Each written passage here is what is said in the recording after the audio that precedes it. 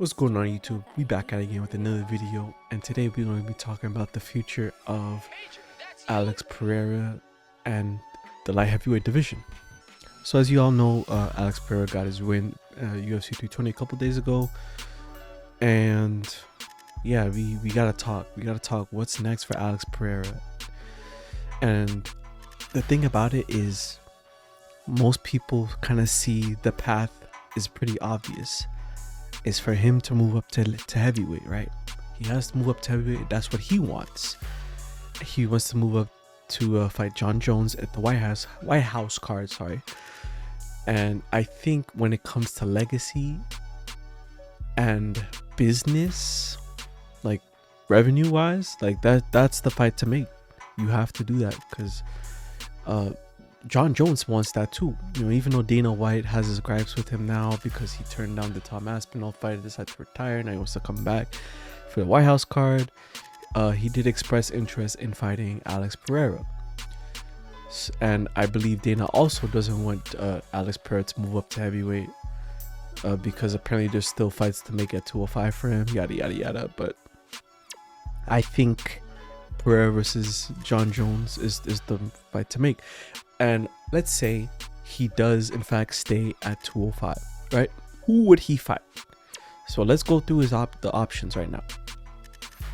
It would be either Carlos Ulberg, Jiri Prochazka,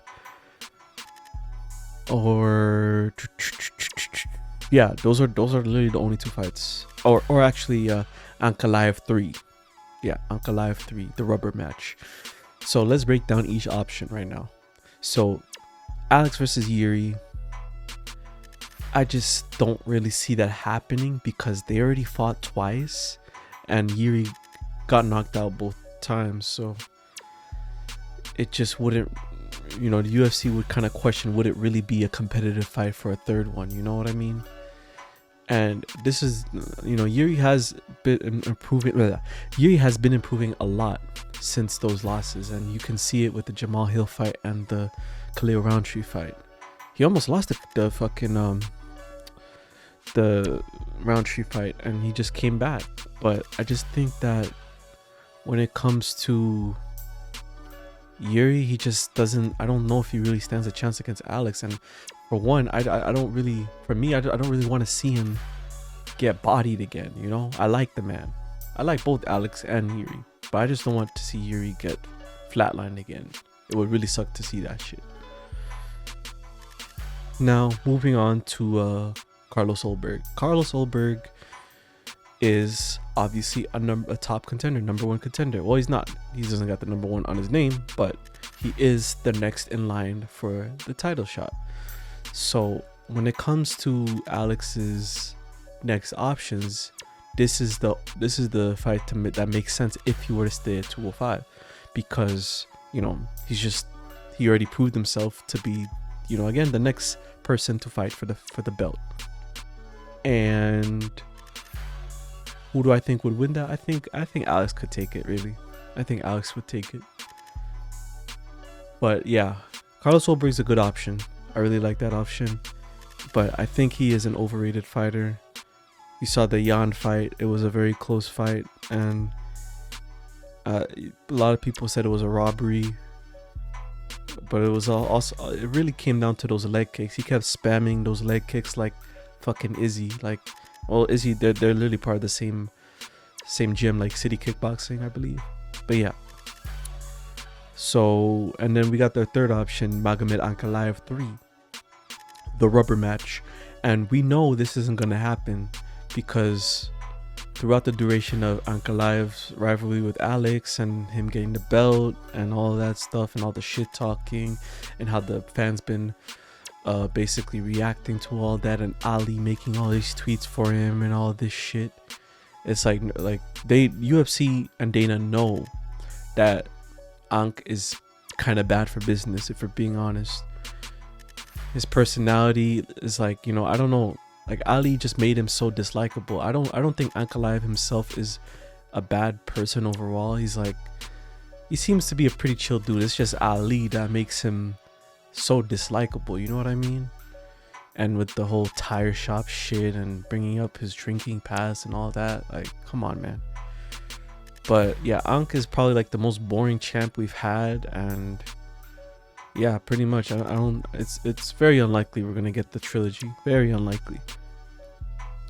So, going through all these options, we already know the best option. Like I said again, for Alex Pereira is to move up to heavyweight to fight John Jones at the White House card. And there were some people that are saying that he should fight Tom for the belt, but I say have him fight John Jones first. If he beats him, then boom, fight Tom next for the belt. Because I think the super fights, Alex needs the super fights for the legacy. For the legacy. You know, you really, like, he only has a couple more fights left. He's 38, I believe. So just give him what he wants. He solidified himself in UFC history. He's a 3-time champ. Make it, let him do what he wants, you know? As for the rest of the division, let me see what we got here. So Khalil Roundtree. Who would Khalil Roundtree would fight? So we know Rakic is already scheduled to fight somebody. Maybe he fights a winner of Rakic versus whoever this guy is, or loser, I don't know, one of those guys. And Jamal Hill, I really don't know. I think Jamal Hill versus should fight like maybe Johnny Walker or some shit.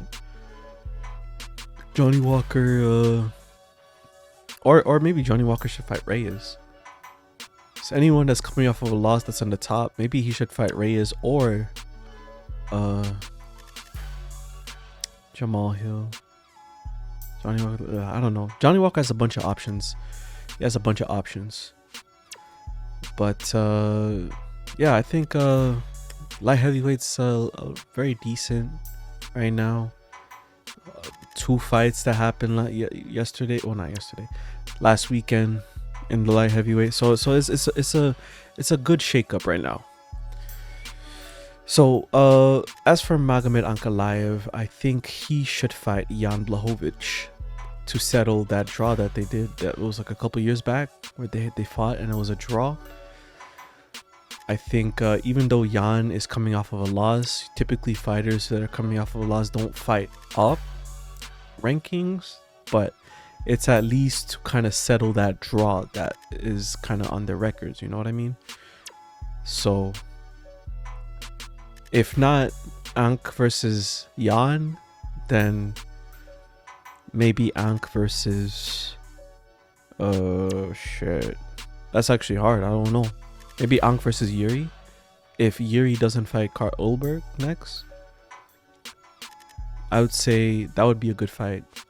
Ankh versus Jiri, because they have a grudge, mainly because of Ali, let's be honest, but still. Ankh versus Jiri for a grudge match would be cool. Ankh versus not Roundtree, came off of a loss. You see, number 4, number 5, and number 6 are all coming off of losses. So that's why it's making it kind of hard to really place Ankh, to give Ankh a fight. Because a lot of these guys are coming off of a loss, and so does it really make sense for them to fight upwards? You know what I mean? So we'll see how it all plays out. 205 is looking a whole lot better. But in terms of me, and let's take the whole rule with fighters having to fight down if they're coming off a loss out the window. I'm gonna say what I would like to see Ankalaev fight.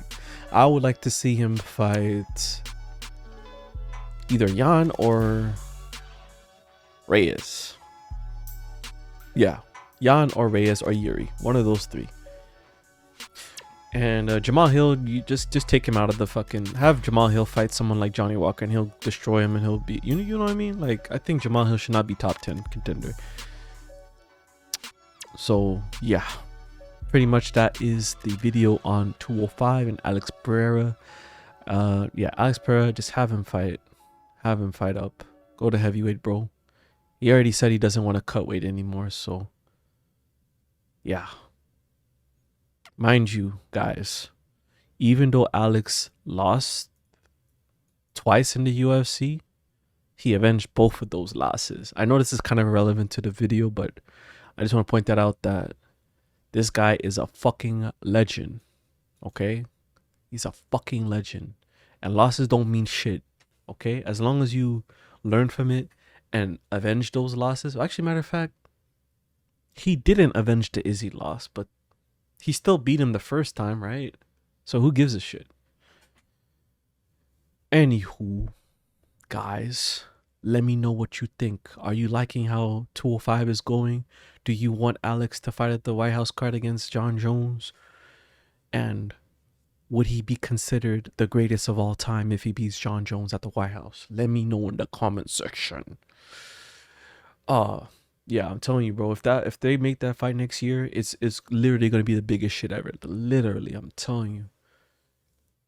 But yeah, I'm very much looking forward to 2026. It's gonna be spicy. All right, see y'all later. Peace.